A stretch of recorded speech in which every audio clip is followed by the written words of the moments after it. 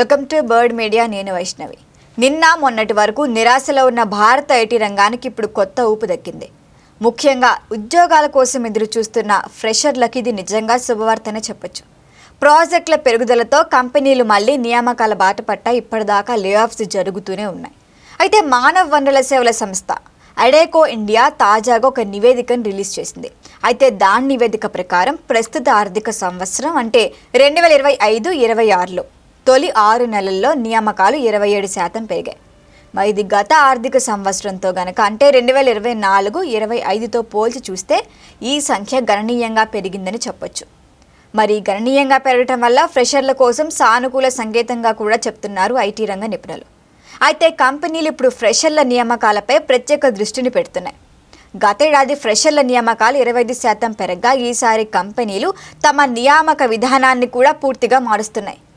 కేవలం ప్రఖ్యాత ఇంజనీరింగే కానీ టెక్నికల్ కళాశాల నుంచి మాత్రమే కాకుండా ఏఐ కానీ క్లౌడ్ కంప్యూటింగ్ ఇంకా cyber security, data science, AI వంటి ఆధునిక నైపుణ్యాలు ఉన్న అభ్యర్థులకు కూడా అవకాశాన్ని ఇస్తున్నామని. అయితే అడేకో ఇండియా డాక్టర్ సంకేత్ చెంగప్ప చెప్పినట్లుగా కంపెనీలు ఇప్పుడు అవసరమైన నైపుణ్యాలపై కాలేజీల్లోనే శిక్షణ ఇస్తూ వస్తున్నాయి. ప్రస్తుత ఉద్యోగాల్లో చేర్చడం కూడా మొదలుపెట్టాయి ఇప్పటికే కాలేజీలు.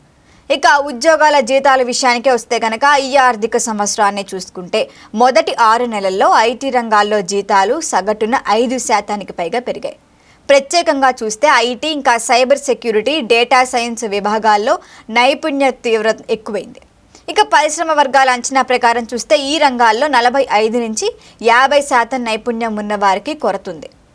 అయితే గతంలో బెంగళూరునే కానీ హైదరాబాద్, పూణే వంటి పెద్ద నగరాలను తీసుకుంటే వీటిలో మాత్రమే ఐటీ కంపెనీలు ఎక్కువగా కేంద్రీకృతమై ఉండేవి.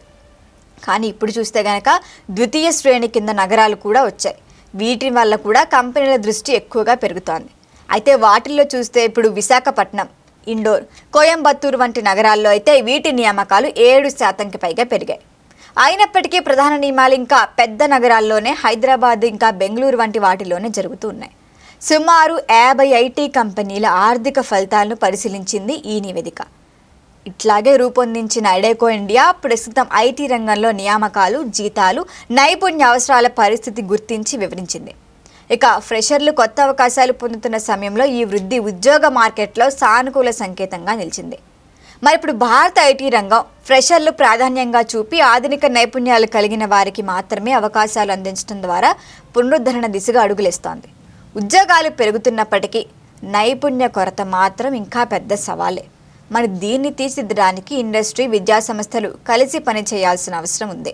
మరి దీనిపైన మరిన్ని అప్డేట్ల కోసం చూస్తూనే ఉండండి బర్డ్ మీడియా. ఈ వీడియో కనుక మీకు నచ్చినట్టయితే లైక్ చేయండి, షేర్ చేయండి, సబ్స్క్రైబ్ చేయండి. అలాగే పక్కనే ఉన్న బెల్ ఐకాన్ని క్లిక్ చేయండి.